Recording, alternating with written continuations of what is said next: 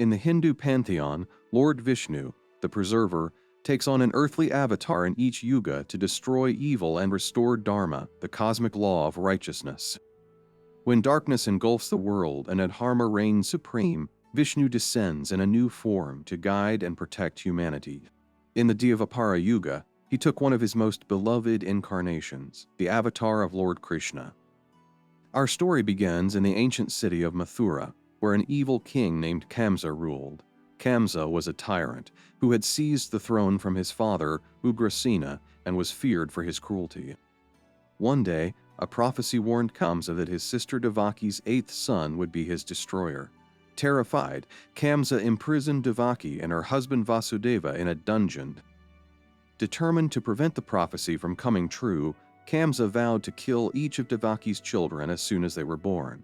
One by one, Kamsa murdered her first 6 children.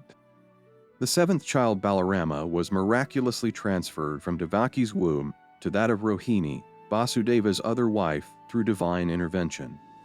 When it came time for the birth of the 8th child, the entire atmosphere seemed to shift. On a stormy night, under extraordinary circumstances, the divine child Krishna was born.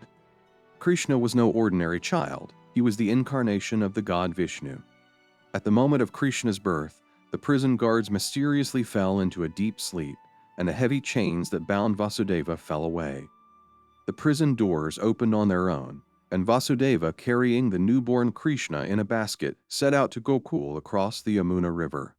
The river, which was in full spate due to heavy rain, miraculously parted, allowing Vasudeva to safely cross it. And the 1,000-headed serpent Shishnag appeared and spread its hoods over the infant, protecting him from the rain. In Gokul, Vasudeva exchanged baby Krishna with the newborn daughter of Nanda and Yashoda, simple cowherds, and returned to the prison with the baby girl. When Kamsa came to kill the 8th child, thinking she was the prophesied son, the girl transformed into the goddess Durga and warned Kamsa that the child destined to kill him was still alive and growing elsewhere. Krishna spent his early years in Gokul and Vrindavan, living as a cowherd boy with his foster parents, Nanda and Yashoda. His childhood was marked by miraculous events, such as killing the demoness, and eventually fulfilled the prophecy by defeating Kamsa, thus restoring peace and justice to the land. His life is celebrated during the festival of Janmashtami, which marks his birth each year.